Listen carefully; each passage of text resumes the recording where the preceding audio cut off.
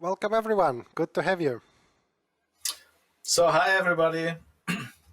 I'm happy to be a joker again. So unfortunately not in St. Petersburg, but hopefully we can change this next year. So I'm very happy to welcome Monika Beckwith. She's well known in the Java community. She's the Java champion, Java rock star, and she started very early in her career already as a performance engineer at AMD, I think around 2003. From there, she moved to Oracle, to Sun Microsystems. At that time, that still existed as a performance engineer as well. And then she made the transition to Oracle, where she became G1 performance lead. Later on, she worked for various startups, and she also worked for ARM, where she was managed runtime performance engineer. And finally, I think since last year, she's working for Microsoft in the JVM performance team. She has written well-known, or is a co-author of the well-known Java Performance Companion, which I can warmly recommend. I haven't got it signed from you, Monika, so we really need to meet in person one more time. Yes, so hello, Monika. Maybe like a quick question in the beginning. I heard that you are working on a new book about JVM performance, especially focusing on Hotspot. So how is it going on, and when can we expect the first draft? Good question. It's been going on for years now. I started the book when it was Java 9, and then Java 9 was like dead in 6 months. And then we were like, okay, wait, let's refocus the book to be just performance and like add more stuff to it. So since then I'm just adding stuff. It's I need about maybe 2 more months till I can finish, because I'm just like, it's crazy because there's so many things out there, and you write about something and then we're like, wait, I missed that. So I could go back and I do it. So, but at least it's got structure now. Yeah. Cool. I mean, the other book that you showed earlier, that took me more than 4 years. Just for those 2 chapters or 3 chapters, yeah. So everybody was waiting on me. So yeah, I'm not a good writer. But yeah, That's thank what you all for the writers asking, say. though. Now you're saying that it's 2 months away. What do you think you are going to say 2 months from now? I'll just keep on. Yeah. Well, Sorry, I don't know. It'll be out. Makes it very hard. The new release cadence makes it very hard for others to keep up. I understand that.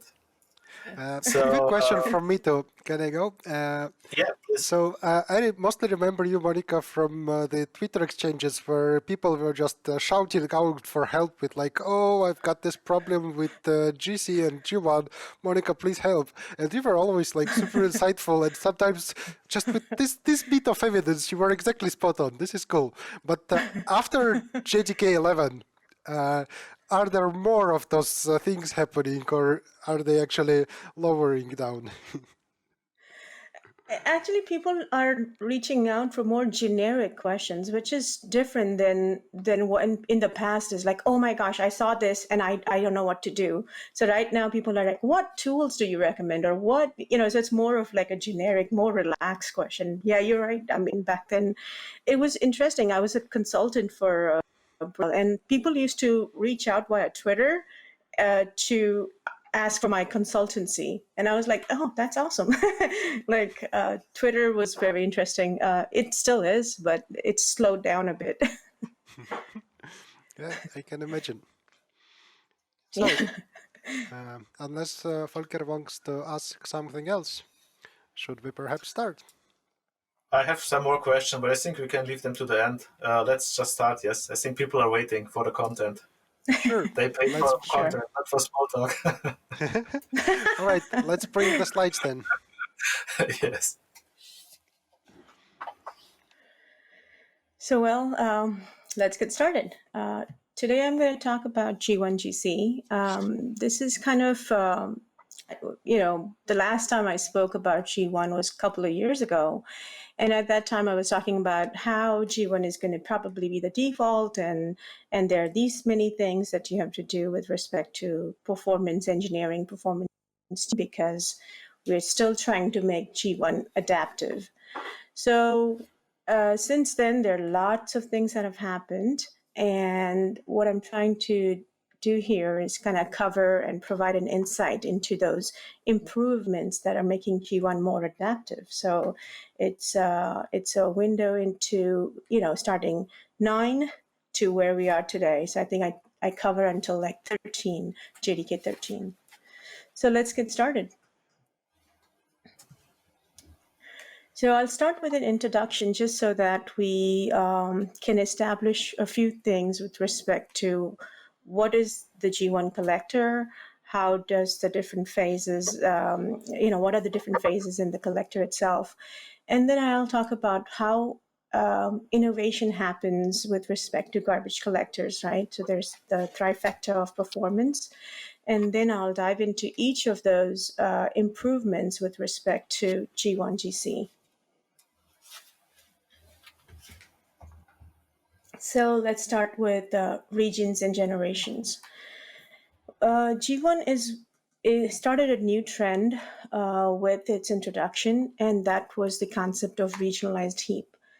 So to be able to incrementally collect any generation, you should be able to add or subtract regions based on their expensiveness. So that kind of concept was introduced in the OpenJDK via G1 GC.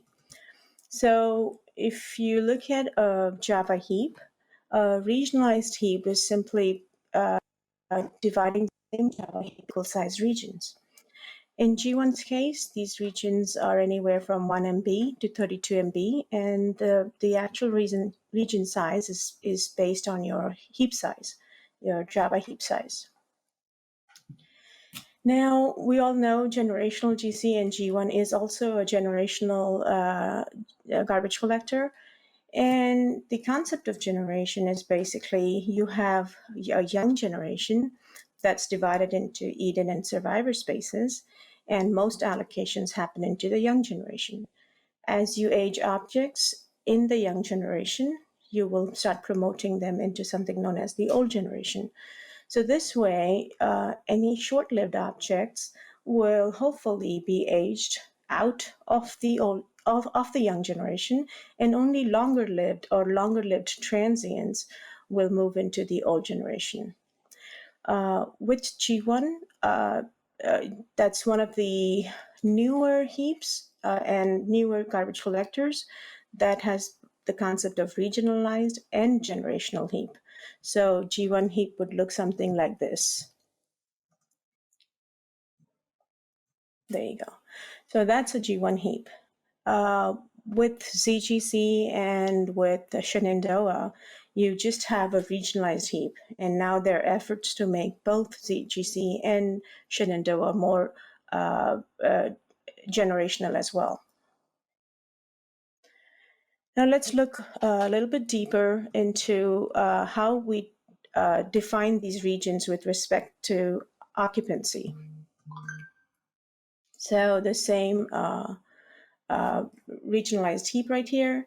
As you can see, all regions are free. So when allocations have not started, the regions are all free. Eventually, eventually when G1 is allocating objects, it's allocating it into these free regions, and there's a list of free regions that G1 is aware of. At any given time, as allocations happen, the regions turn into occupied regions. So here I'm showing some occupied regions. These occupied regions could be either young or of old regions, and because G1 is a generational heap. There's also the concept of humongous objects, which are basically regions out of the old generation.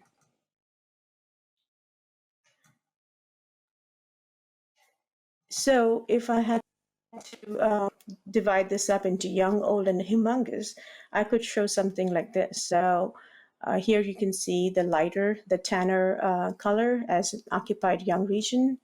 And basically that is when your Eden and survivor spaces, anything in any any occupied regions in the younger generation is basically your young regions. The occupied old is shown here. Basically, these are where your promoted objects reside in the old generation. And the final one is humongous. And the concept of humongous objects is basically any object that's equal to 50% or more of a region size. So that becomes like the idea is to have these kind of humongous objects be long-lived. So instead of allocating them in the young generation, you directly have them in the old generation. And sometimes they have to be contiguous based on their size. So if they span more than a region, then we need contiguous space to allocate those objects. And that's what is shown here, right here. Right there. Now let's talk about the G1 GC phases. And if there are any questions, I thought I heard a buzz. And so Volker, let me know if there are any questions.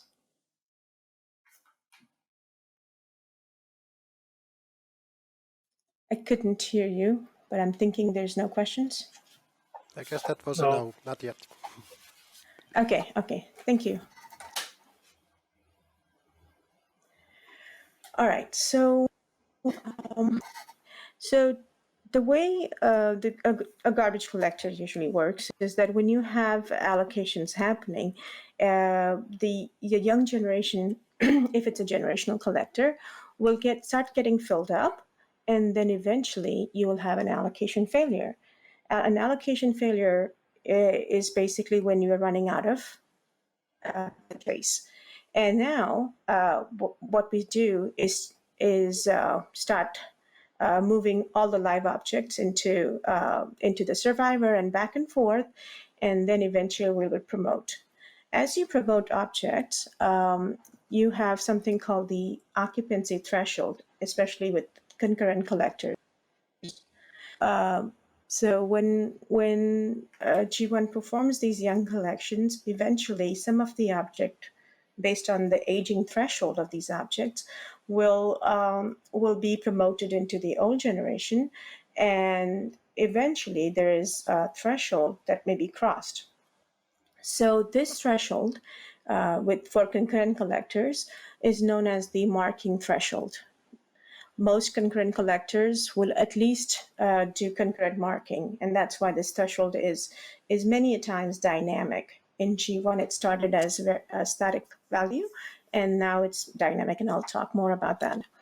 So when the threshold is crossed, G1 knows to start concurrent marking, and this concurrent marking cycle is very important especially because we want to make sure that eventually we can collect the old generation as well. So this collection of old generation regions is incremental in G1's case, and this is called mixed collections. Okay. The concurrent marking cycle itself has few stop the world and some concurrent phases as well. And the way we decide the number of regions to collect for a mixed cycle is based on certain thresholds, and if the expense of the collection, so basically if the regions are mostly full of garbage, then it's very easy to move those fewer live objects. And so this whole concept to calculate expense of a region is called calculation of GC efficiency in G1's case. There is also, because it's incremental, we can decide how many chunks in mixed collections do we need to reclaim. And the way we do that in G1 is having a count target. So there is a threshold called count target, and that's basically the target for mixed collections. So let's look at an example here. So here I'm showing a pause histogram. So these blue are all your young collections, because they are all eventually end up in evacuation failure, and they go back and forth. And there are some promotions happening into the old generation. Right here is is when your marking threshold gets crossed. Marking in G1 GC's case is also called initiating heap occupancy percent, which is also known as IHOP. So once that marking threshold is crossed, it's an indication that now concurrent cycle will happen. Concurrent cycle starts with initial mark, and then eventually at the end you'll see a remark.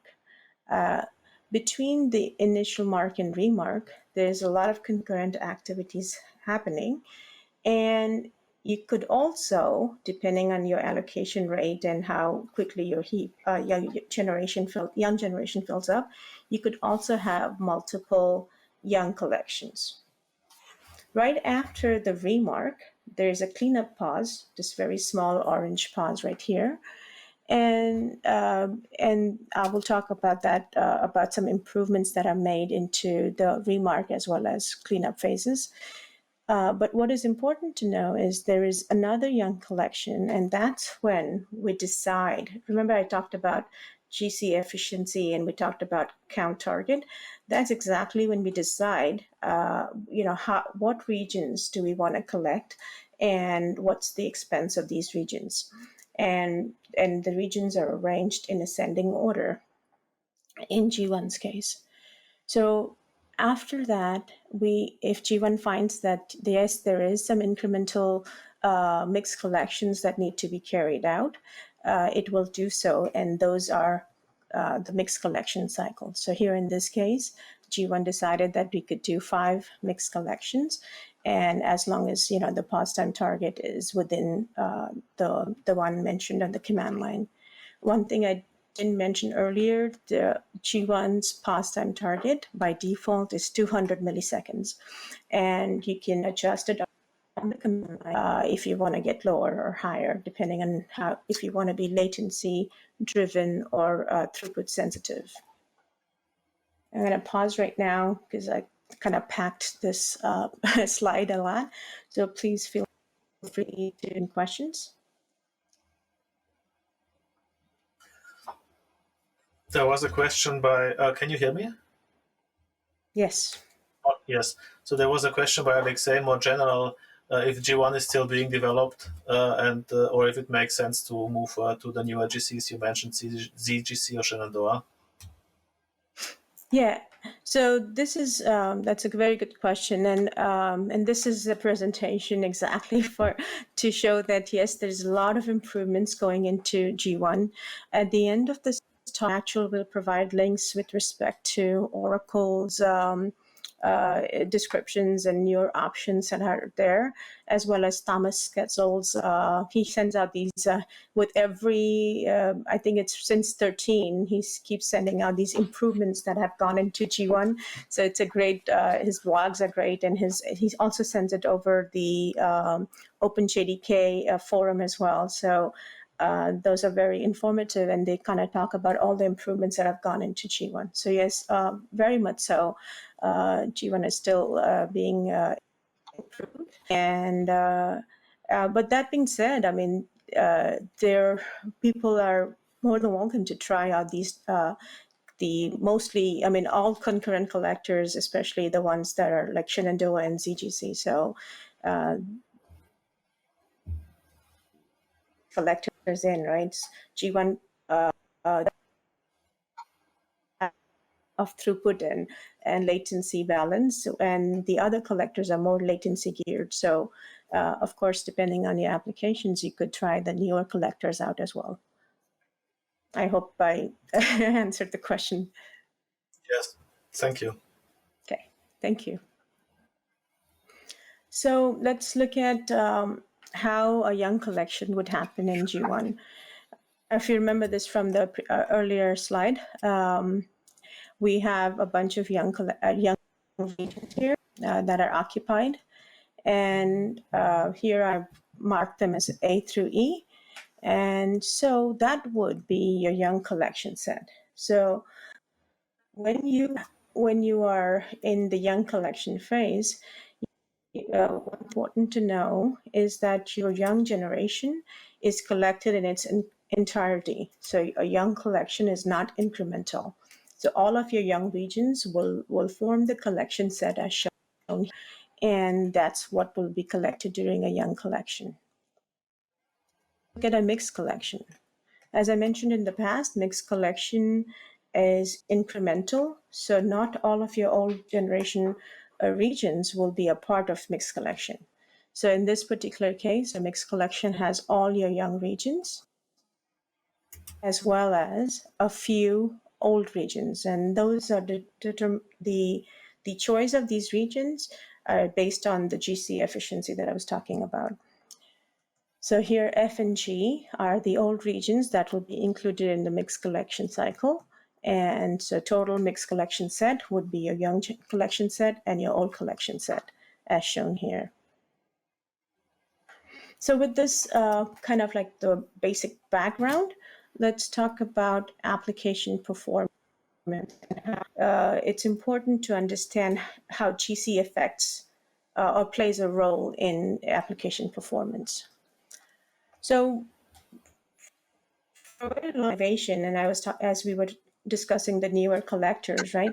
We're moving towards responsiveness, but we started with the serial collector, which is its footprint. So as innovations happen, usually you would see the adjustments in these three, like the footprint, responsiveness, and throughput trifecta. So let's try to cover each of them briefly. So for footprint, I would say, how do I fit in more data? Like, so how do I, compact stuff, put it all together?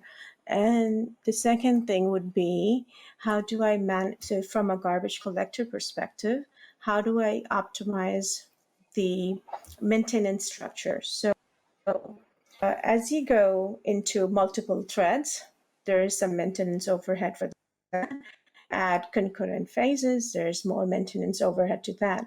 So, so that's why footprint becomes an important consideration on what garbage collector you're choosing.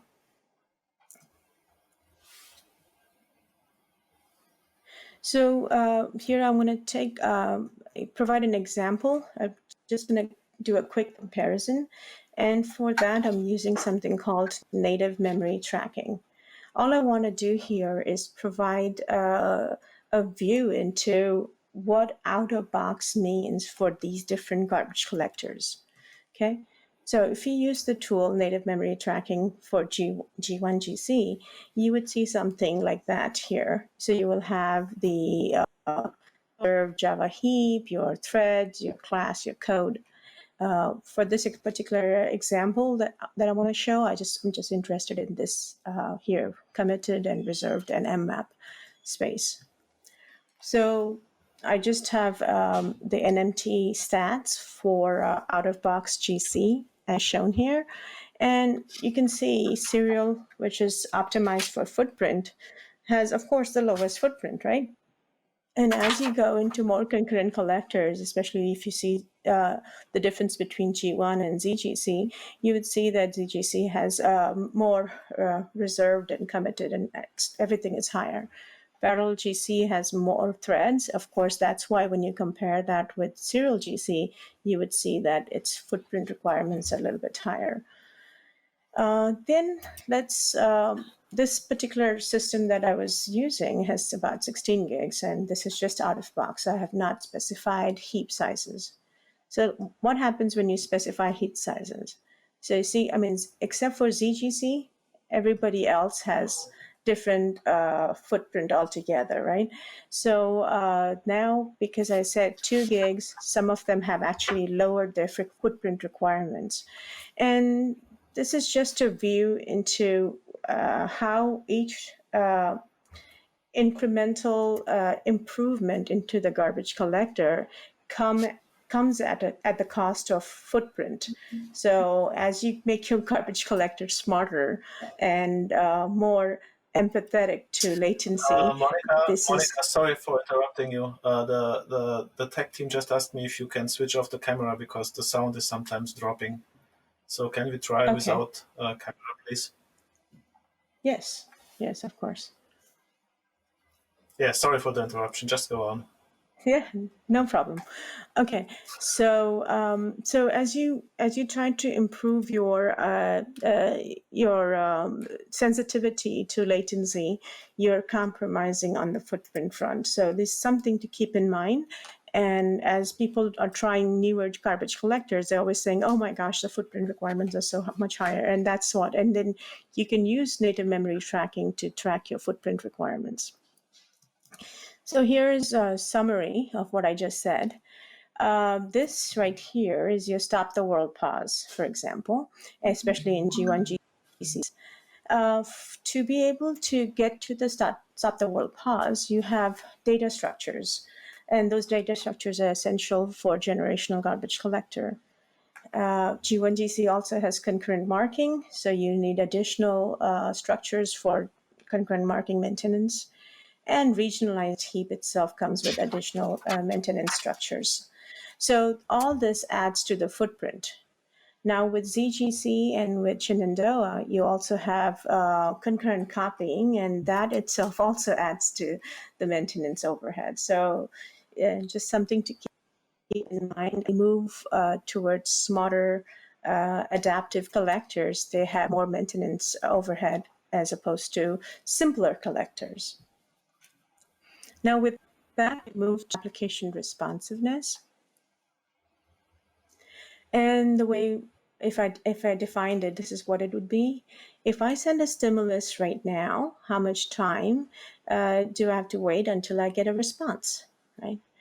So for example, if I had to draw an application timeline, my application is doing its work, and then a stimulus, okay,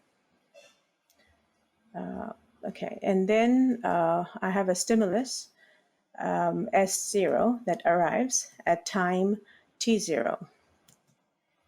And then the application continues its work. Eventually, at time T1, it'll get done with its work, and it's ready to send a response back. And the response is called R0, right?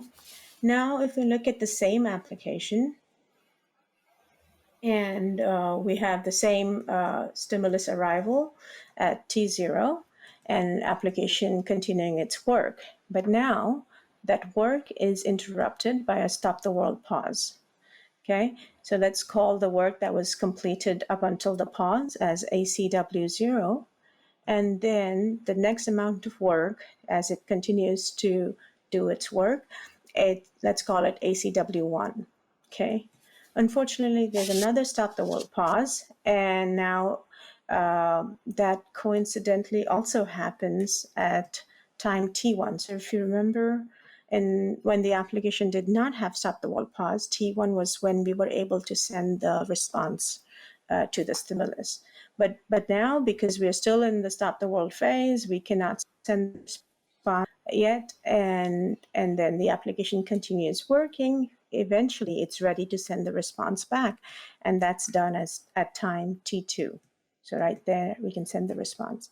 So the application responsiveness is impacted by these stop the world pauses. So here I'm defining application responsiveness. So if we want to increase the responsiveness, we will have to reduce the elapsed time in GC. And by the definition of elapsed time with respect to G1 GC is the amount of time it takes to execute stop the world events. So the higher the GC elapsed time, the lower the application responsiveness, as you saw in that example.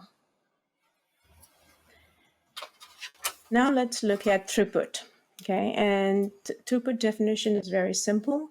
How do I maximize operations per second of my system? So ops, right? How many operations can you pack into your application? And if I go with the same example that I had shown earlier, so here is the first application that had no stop the world pauses, and let's call it A. And then we have application B with all the stop the world pauses. Right.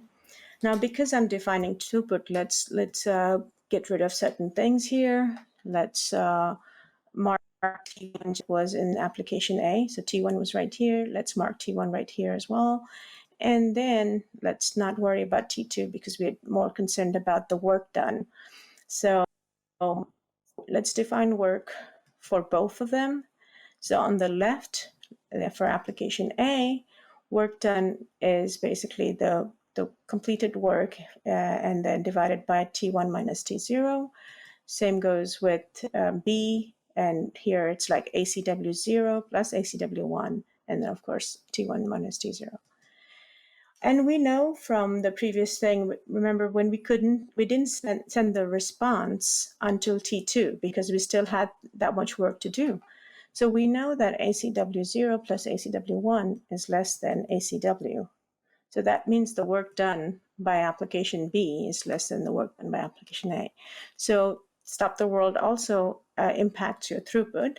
And with respect to G1, GC, for example, if I had to define how application throughput is impacted, I would say that it's the more GC overhead that your application has, the higher the impact on throughput. So in other words, if I had to say something, it would be how often your GC events are happening. And that kind of frequency of GC events will eventually negatively impact your application throughput. So with that, I'm done with the responsiveness, throughput, and latency considerations, and I'm ready to move on to the improvements in G1, GC. But I'll wait for any questions if there are any at this time. Yeah, I have a question this time regarding to throughput. So what's the impact of the GC barriers on throughput and latency? Because like different GCs like have different, when they're running concurrently, they require read or write barriers, which obviously decrease performance speed. So how big is this in G1 GC? Are you talking about comparison with respect to other collectors? Or are you just talking about how do throughput barriers impact in general? Yeah, I mean, with respect to non-concurrent collectors which don't need these barriers. Okay, so yeah, I mean, so it's actually all these barriers, all these things are a design choice. So let's go back to the parallel collector, right? Parallel collector has no concurrent activity.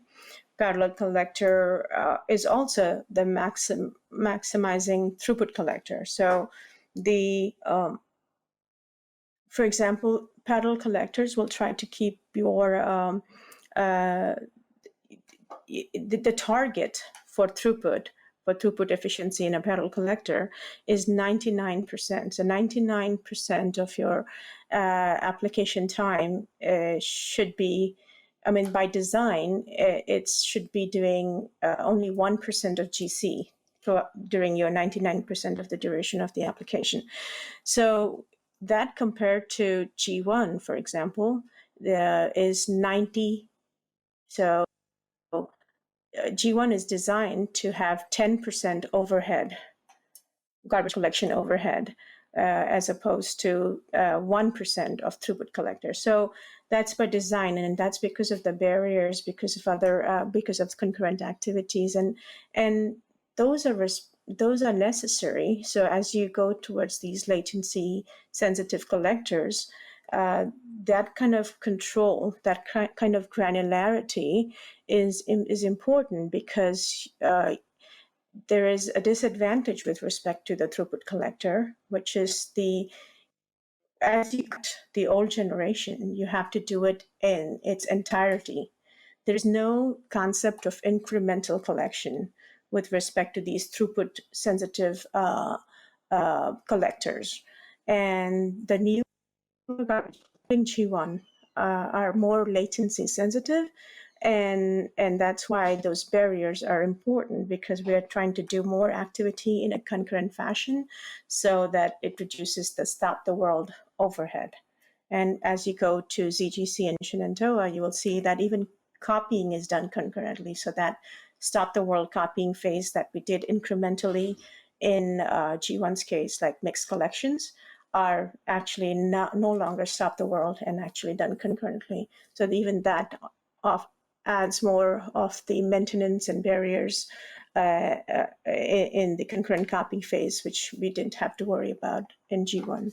So yeah, I mean, there's definitely a trade-off between throughput and these barriers, because these barriers are basically, you can think of them as maintenance overhead. So anytime you add these, you are trading throughput for latency.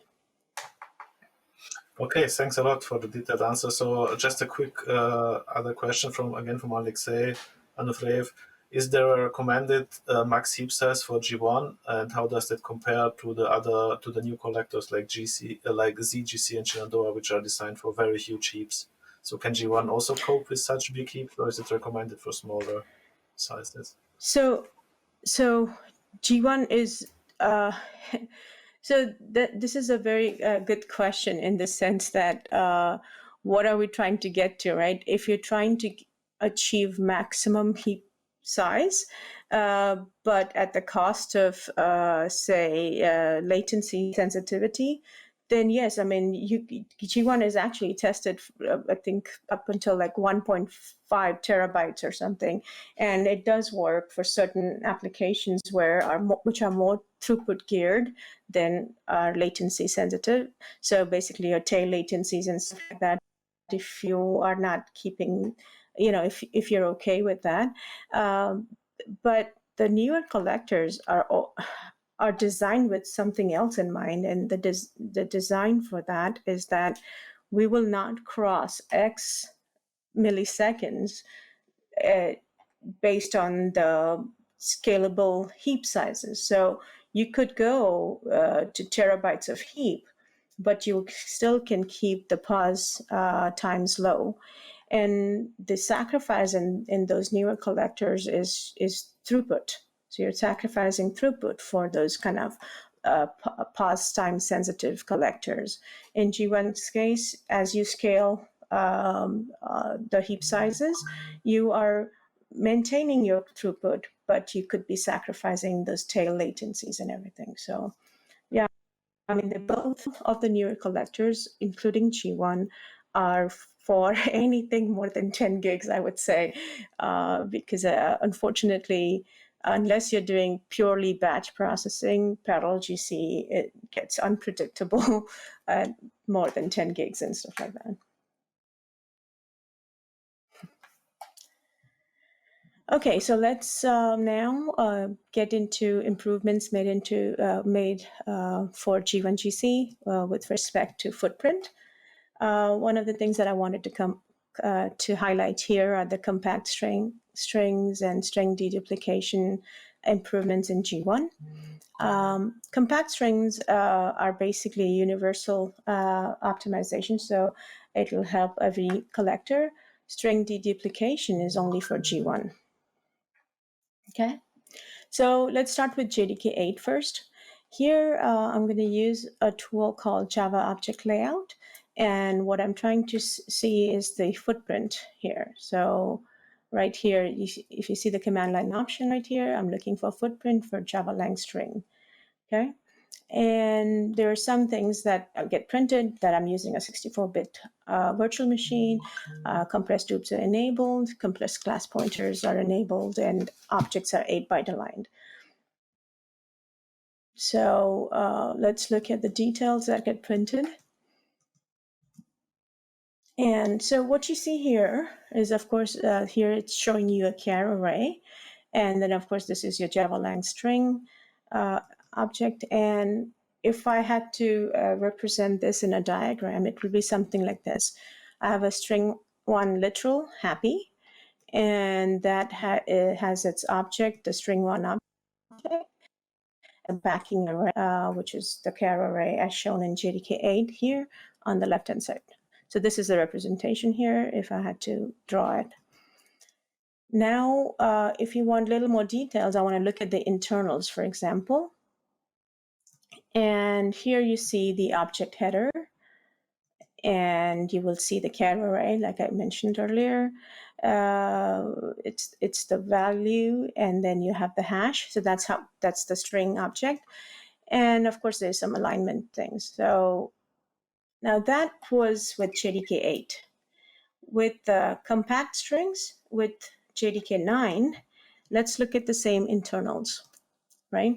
So you have the object header, and then instead of the char, you have a byte array right there. And you have string hash, and there's something important here. It's decoder. So it's a byte variable, and its value is 1 or 0, depends on if it's a Latin 1 string or not, okay? And that's a new addition with respect to compact strings. And so for example, if I had to compare JDK8 with 9, it will look something like that. So you have a string literal happy, and I have another string literal smiley. And happy, as I mentioned, will have its object as well as a backing array. In this case, it's char array because it's JDK8. And similarly, smiley face will also have the same thing, and it has a char array as well as a backing array. With JDK9, the same two literals will have compacted into a byte array as shown here. So remember, all the 0s are gone, and it's compacted. And string 2, which is a smiley face, is not compacted because, of course, it didn't have it was not a Latin 1 string. Okay. That now to string deduplication, which is an improvement in G1 GC itself. So what if we said that string 1 equals string 2? So if both of them were smileys, for example, then you would have objects, but there's an improvement that's done to the backing array, and that, as shown here, they both point to the same backing array. So this is, again, this is an improvement for G1 GC, and you can, I think it's enabled by default since get it in 11, for example. So with that, let's move on to some other optimizations in footprint for G1 GC. There are the remembered sets space reduction. So remembered sets are a maintenance overhead for your, it's per region. And so the more spaces, so basically you're optimizing the footprint and the maintenance data structures. So that's what is one of those optimizations, so on and so forth, until let's talk about periodic GC right here. So I'll give an example shortly. Periodic GC is equivalent to, say, background GC. And it's an optimization that was introduced in JDK 12. Okay. So I want to show examples with and without periodic GC. So without periodic GC, if you look at a GC log, it'll show some phases as the GC progresses as such. So here we see prepare mix phase, and then we have mixed collections right after the prepare mix phase. So if you remember when I showed the timeline for the GC phases, the prepare mix phase is where we decide how many mixed collections we're going to have based on the count target, right? So on and so forth. So here we had mixed collections, and they got expensive because of the GC efficiency of the garbage collector. I then run the same workload with periodic GC interval of 15 milliseconds. Okay, and then there's a difference. So I not only see fewer GC cycles, but I also see something interesting, and that is the amount of pause, the pause time per cycle is also reduced drastically. So the way you know that periodic GC is happening is with this this tag right here. It's periodic garbage collector, and with initial mark right here, and then eventually you have your mixed collections right here. So as you can see, the overall time per pause is slower. So the start the world time has reduced drastically because we have background GC happening. So this is an improvement, which also straddles the responsiveness boundary. So now let's talk about a few responsiveness improvements. The next one that I want to talk about is parallel reference processing. And this is an improvement that you will get with 11, JDK 11 as well. And here's a graph, and it's probably not clearly visible here, but these are the times up until like 110 milliseconds. You have this kind of like yellow dots go all the way here, and that's because the reference processing was single-threaded right here.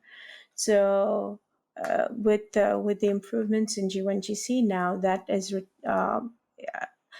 all multi-threaded systems are able to process references in multi-threaded fashion. The next optimization that I want to talk about is avoidable mixed collections. So if you remember when I mentioned that there's this count target and there's the efficiency of collection of these regions, and it's and all that is decided in that one young collection after the cleanup pause, right?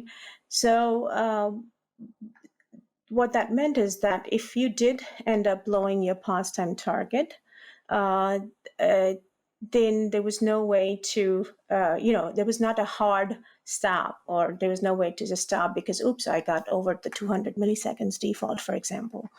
So there's an improvement made to G1GC where you could have this concept of optional regions. So let me show you an example here. So as you can see, there's an optional threshold right here. Of course, I've wanted to make sure that if you want to repeat these experiments at home, make sure that you can enable GC and Ergo and get the debug mode output. So here we see that we have an optional collection set regions, and then the prediction is that it's going to be 22.8 milliseconds. So G1GC thinks that within that much amount allotted, we can do 15 regions, okay? And then it keeps on predicting time for those as well. So now it adds 7 regions out of those 15, remember? And it says that predicted time is 8. Then it adds the remaining 7 out of 8, and then again, it's 8 milliseconds predicted, so on and so forth. And eventually it does do the evacuation, and it finds that it did the evacuation in 12.7 milliseconds. So what's happening here is that if you had arranged these things, the old generation regions in a way that, hey, if you blow your pause time goal, then don't collect these optional regions, basically. But here in this particular case, you saw that G1 could predict, and it said that, hey, I'm going to be able to give 22 milliseconds to my optional regions, and eventually it just got 12. So the prediction, it kind of was over predicting, but that happened to be okay, and the pause time target was not blown. Here I'm showing some, and right here is more details on the optional collection set.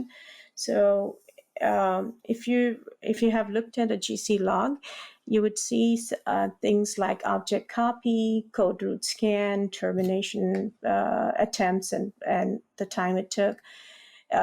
You can get similar details for these optional regions as well, with GC plus phase is equal to debug.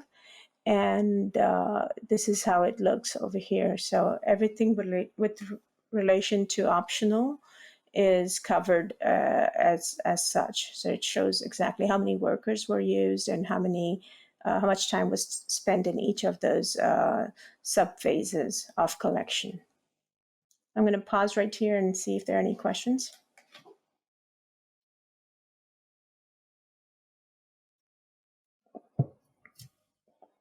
I cannot hear you, Volker. Yeah, hi, sorry. There was a question by Ivan Krylov, who is an expert in the parallel talk. So I think that fits in quite good now. He asked if or what tools there are available for parsing or presenting GC logs, and if these tools keep up with the new development of the new features. That's a very good question. I've worked with these logs for so many years that I keep on updating my own things which I wrote in Perl. so there, those are my those are scripts that I wrote a long time ago, and the tools are out there. And especially within Microsoft right now, we use, they're called Sensum, which is like a tool by J. And internally, we do maintain them, although occasionally few changes like this optional set is not yet there in the JP tool.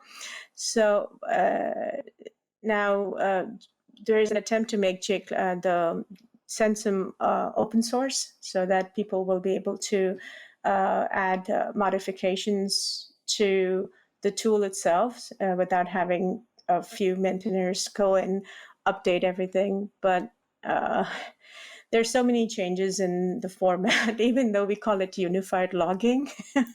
it's a joke because every time there's a new option, it breaks pretty much all the tools, including my own simple scripts.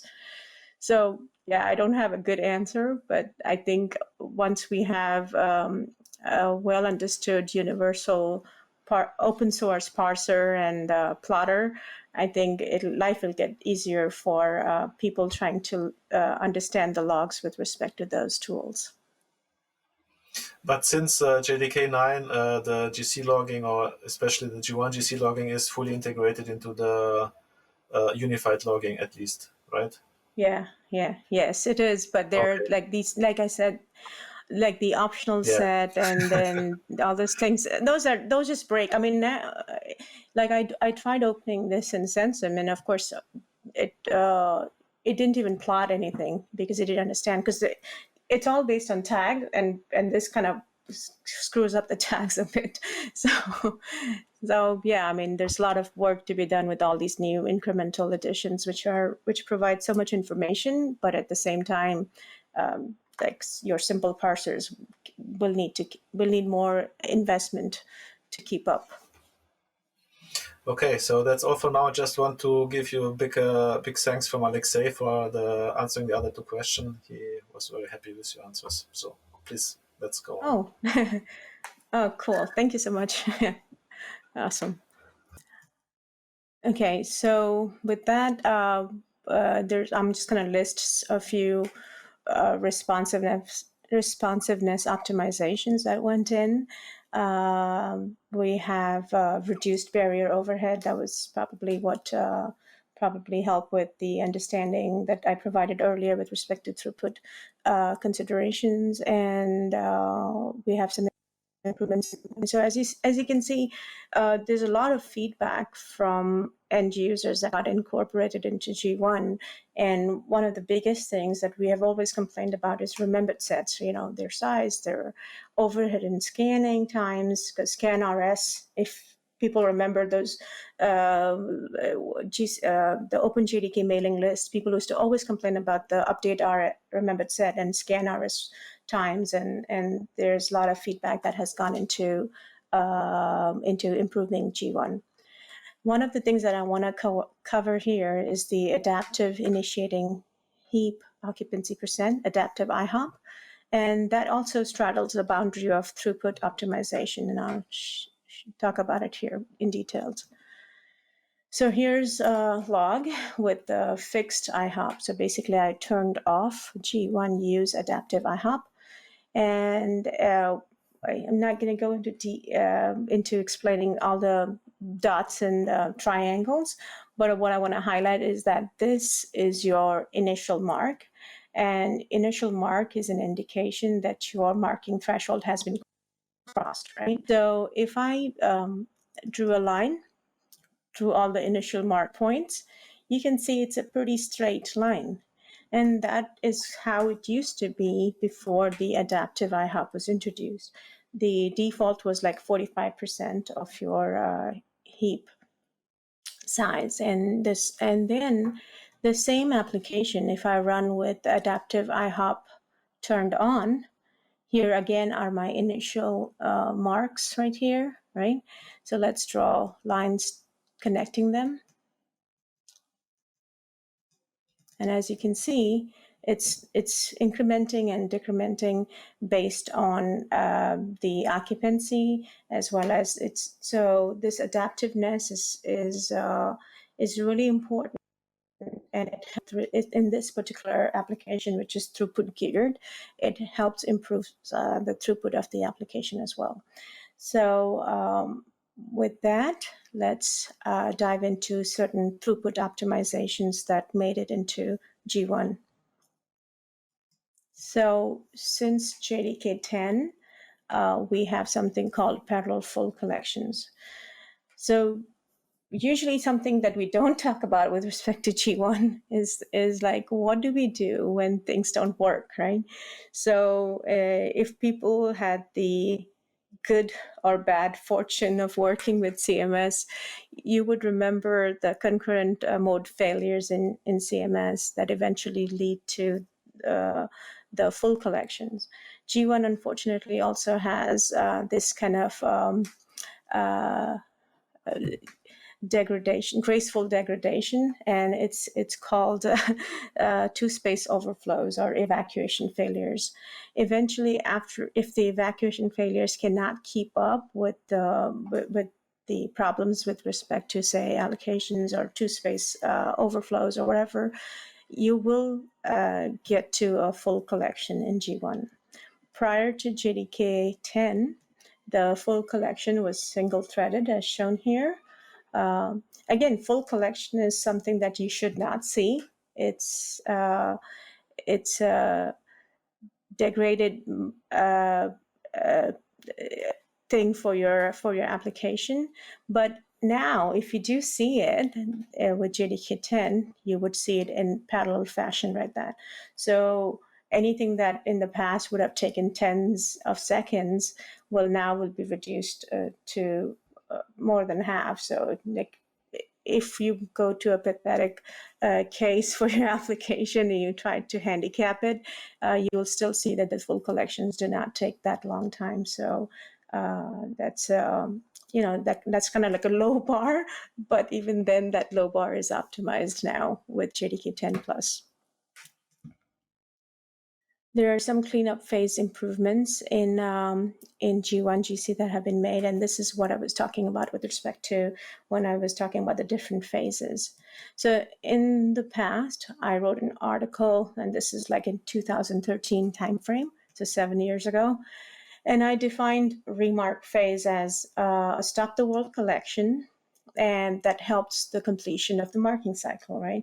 So here when G1 tries to, so there's our like, the marking algorithm in G1 is a snapshot at the beginning, and there are some buffers to help with marking. And so those buffers are drained. Anything that has not yet been visited but is live will be visited, and all those things will happen during our remark phase, okay?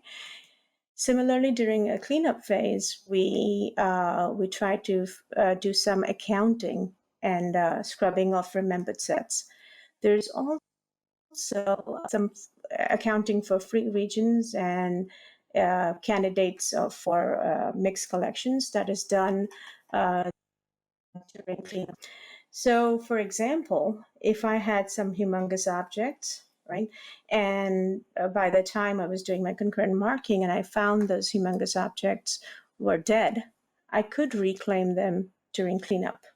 Okay, with the newer, like with JDK 13 or plus, now you have the ability to rebuild remembered sets during a concurrent cycle. So what that means that now you can get rid of the concurrent cleanup. So previously I had mentioned back in 2013 that concurrent cleanup is stop the world, as well as, cleanup is stop the world as well as concurrent. But now, when you can rebuild the remembered sets during concurrent cycle itself, you don't need to wait until the concurrent cleanup. And hence you can reclaim these regions that were full of garbage during remark itself. So you don't have to wait. So it's kind of done earlier, and that kind of helps with throughput. So now the entire concurrent cleanup phase is removed. So that's an optimization.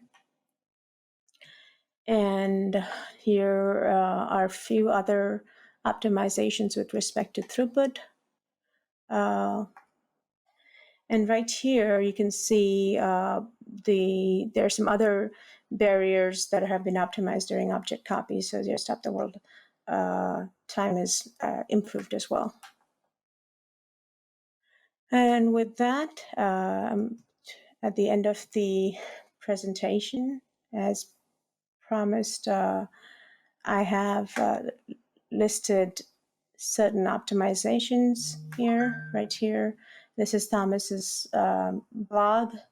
These are the documents from Oracle, and it talks about, so the latest one that I had was from 14, and it talks about the option, what they mean, and all the improvements being done. Here's a way to download the Java object layout tool. And that's all I have. If there are any more questions, I'll take them right now. I actually do have a few, if I could get back on screen. So the parts that seemed to me as the most interesting were actually the ones where the remembered set traversal was optimized and the barrier scheme was optimized as well. Do you think you could elaborate on those a little bit? Yeah, let me see. So some of the copying overhead is something that I mentioned, and that is with respect to, if you remember, I don't have the log, but usually during your copy object copy, the stop the world pause, anything that was not done concurrently, so basically updating remembered sets or with respect to the scanning of remembered sets, when that is not unable to complete concurrently, then it happens during the pause itself. This is a way the garbage collector keeps up with the overhead of remembered sets.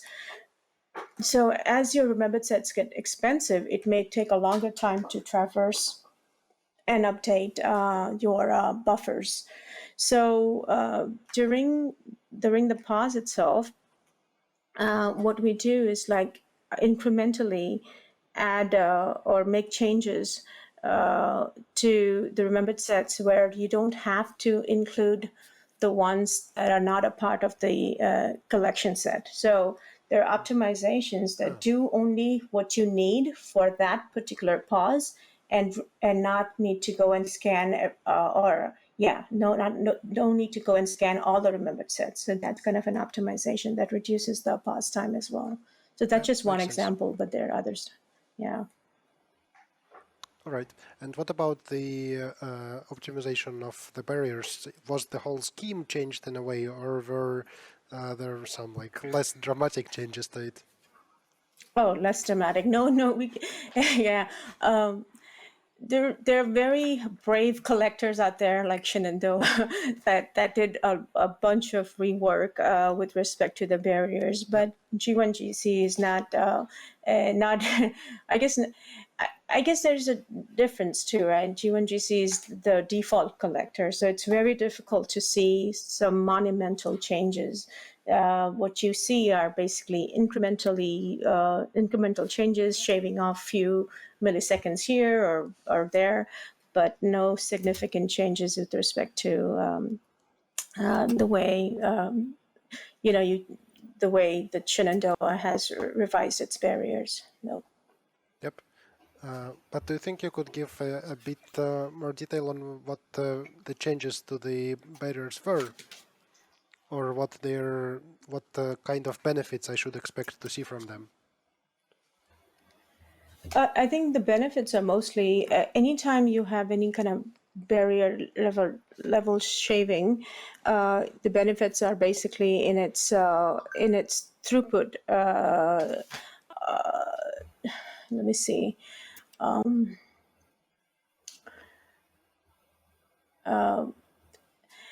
So there are two different types of barriers in terms of in with respect to G1. They're both write barriers. There's a pre-write and a post-write barrier. So one is associated with concurrent marking, whereas the other one is associated with the remembered sets. So each of the barriers so anytime you have a write operation or like an update operation, these barriers kick in. The way we can optimize them is like, what phase are we in? Am I in concurrent marking phase? Then certain barriers are kicked in. And if I'm not in concurrent marking phase, and if I'm doing something with remembered sets, then certain other barriers are needed. And then there's this whole thing of updating. So sometimes you just update, like push off the work for later. So these kind of optimizations also help. So there's a lot of interconnections with respect to when do I do the work. So do I want to spend time now versus spend time later? And those kind of optimizations are always happening in the background. So I hope I covered like a broad sense of the barrier improvements. Yeah, that kind of explains it. Like choose. Oh, yeah, it's a trade-off, like you mentioned. Sometimes we just choose not to do the barrier. I see. There was another thing which I was going to ask, unless Volker wants to ask something on your own. Otherwise, I'm taking up so much of it. There is a question from one of from the audience, I see. Again from Alexei, so he's a big fan, I see. So this question is aiming for less memory occupation, but being able to sacrifice GC post time. What options would you recommend to tune? So so you're saying that you want to improve latency at the cost of what? I think it's vice versa. They are willing to sacrifice latency, but they want to reduce the memory footprint, as I understand. Okay. And what kind of tuning would be involved in for such a performance goal? Yes, so that's exactly. So he said he can wait longer time, but he wants more free memory. So he wants to sacrifice GC pause times for less memory consumption. Less memory consumption. So, interesting. So that would be another form of graceful degradation in my understanding.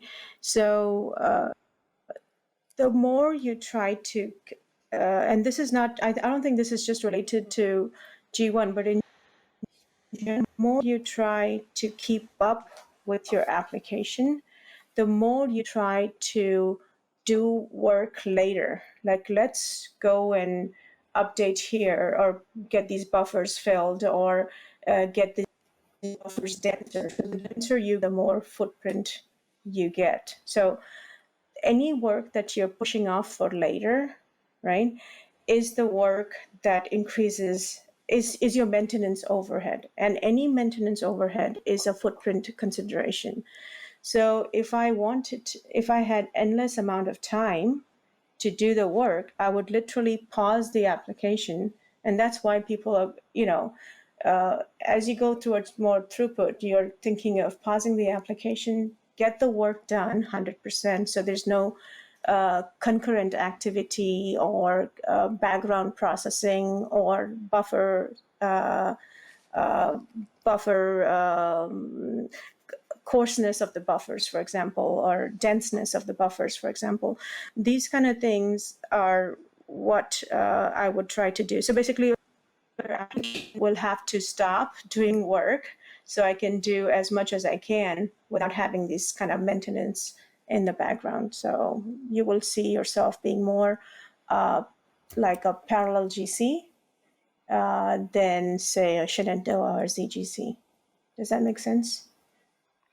Seems to make So I sense. think we're running out of time now, right? So I have already the link for the Zoom meeting for the discussion zone. So maybe we can all join the discussion zone now and then continue discussion there. Yeah, why not? Awesome. Thank you so much. Monika, you have the link? We do have a Yes, few I think minutes. so. We don't have to rush super completely. I See. I would definitely thank you a lot for this talk. It has been very helpful because I have not really been following the developments in G1 for a couple of years. I was doing other things, and I don't know that it's difficult to actually keep track of all of those changes. And I actually wonder, Monika, how exactly do you stay up to date? Do you follow all the mailing lists? Do you keep track of the changes in the source code? How do you manage this? I just keep, I mean, I do follow. I think I get paid to do that, but there's a difference. But I do follow the mailing list. I do. I think for me, I always want to try. So whenever there's a new build, I want to try, even when it's in progress, I try to build it. See, I have certain applications. I use SpecJBB in different modes. So I have my own incremental garbage collector related sub benchmarks that I have that I will run, and I'll build these and I'll go run it and see what changes. And then I go and investigate, hey, okay, interesting, this changed, and let's see. So I do, it's I enjoy it also, but also I get paid to do that. So it's, it's easier. Yeah, it is challenging. I do recall trying to match the G1 white paper against the source code and the available options, and my head was just boom, mind blown. But you know, I totally agree. And it's so much different than what it used to be. The white paper is just like a snapshot in time, and that's like, what, 10 years ago or something, right? Yeah. And now it's so much has changed that you're like, oh my gosh, that doesn't even make sense. But it really helped me. All those papers really helped me understand the basic concepts. And then it's just incremental improvements from the basic stuff. Yeah. Makes sense. It's concurrent development, and it was a snapshot at the beginning, so that fits perfectly. Exactly. Yep. Good job. See, you're paying attention. Good job. And Right. I'm not getting paid for it, so. Cool. Well then, Okay, so I guess it is time to actually move on to the discussion zone. So thank you so much, Monika. Thank you so much, Volker, for taking the questions and asking your own. And I hope you have a nice discussion in the zone. And perhaps I will join you as soon as I'm done wrapping up this track. Cool. See you. Thank you so much. Thank you for having me. Bye-bye. Yeah, thank you for having me.